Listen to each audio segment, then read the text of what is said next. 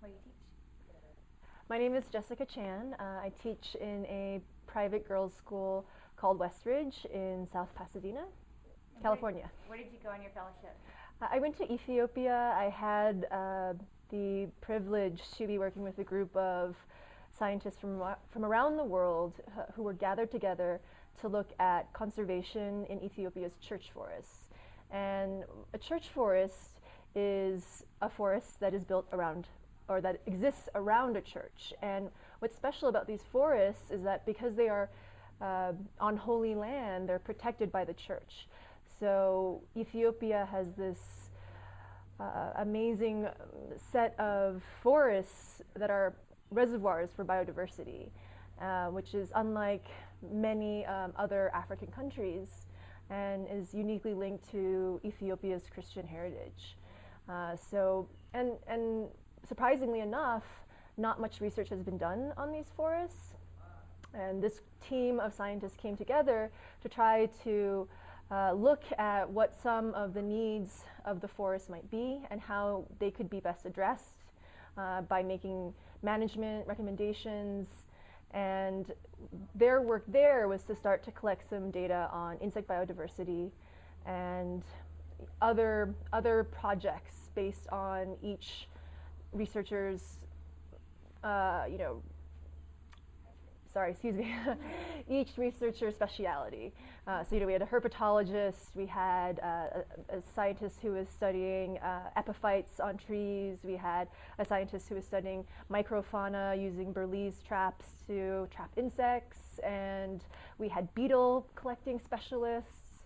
And we also, my work in particular was with a woman named Meg Lowman who was in charge of this, or who really gathered all of these experts together to run this program. And she has a very, very long history in field biology. She specializes in herbivory. And what's so special about Dr. Meg Lowman is that she was a woman pioneering field biology in the 80s, which was a very male-dominated male-dominated discipline. And she, in particular, pioneered some of the first tree canopy access techniques. She was one of the first people to sort of co-opt rock climbing gear as a way to access the canopies of tall trees. And she hand sewed her first harness out of seatbelt webbing. So she's this incredible woman, incredibly brave, incredibly intelligent. And on top of all of that, what I found made her such an incredibly strong role model, not only for myself, but for my students, is that, she was able to balance family, work, and a life, and a very rich life. And she's had experiences all over the world. She's studied in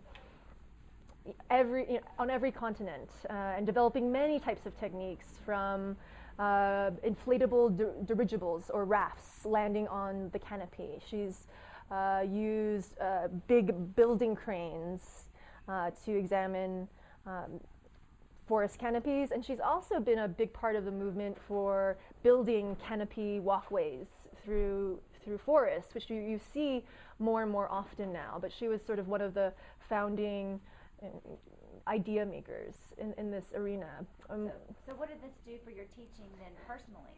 Well, for me, again, it was really exciting for me to be in Africa.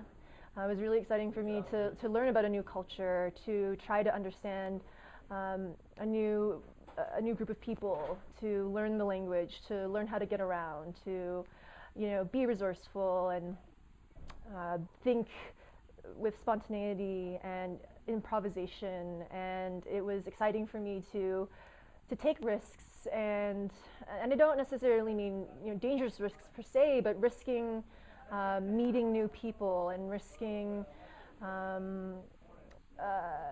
getting outside of my comfort zone. It was also an opportunity for me to brush up on my own research skills. Another one of my roles on the fellowship was that as a teacher, I was to be working with Meg on developing a protocol for collecting insect biodiversity data that was simplified so that children could implement this protocol. And that's what's so important about conservation research, is that there needs to be a component that is sustainable and that exists long after the researchers have packed up and left. And one of her biggest missions was really to create a group of stewards with local young people and to get them to invest in this rich biodiversity that they have in their backyards. So how is that translated to your students? So with my students, I think it's really important for them to see how science is done in the real world. And I think it's inspiring for them to hear stories of scientists and their work. And it's important for them to know that much of what scientists do is fact gathering. There are no answers at the back of the textbook. There's a lot of pioneering. I think it was also important for them to know that in the field, oftentimes scientists need to improvise. Sometimes parts of their equipment is missing. Sometimes the site that they end up using doesn't have all of the features that they had hoped it would. And I think these stories are inspiring. I think it's important for students to get to know about real scientists, and I think it's important for them to see their teacher doing real science. And how did they respond to that? They loved it. I mean, it was fascinating for them. It made it real to them, and it brought another part of the world to their classroom.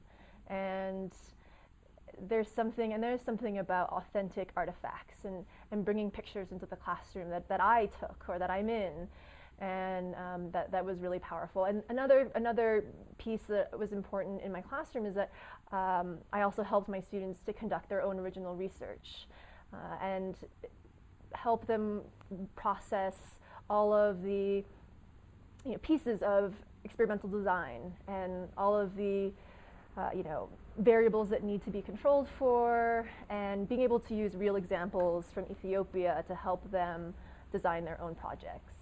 What would you tell a teacher who's considering applying for a Fund for Teachers grant? I would say you would be I almost want to say you'd be a fool not to do so, because it's been one of the most wonderful, validating, affirming experiences I've had. And the way I've seen it affect other colleagues' lives is mind-blowing. And I think it's really important that you don't underestimate yourself, and that you believe in what you can accomplish, and that if you can dream it, you can make it happen. And that's what's so special about FFT, is that it really gives you free rein to decide as a professional educator what's important to you and to your students, what's important to your setting, what would make you a better teacher, a better person. And that, to me, is the beauty of FFT.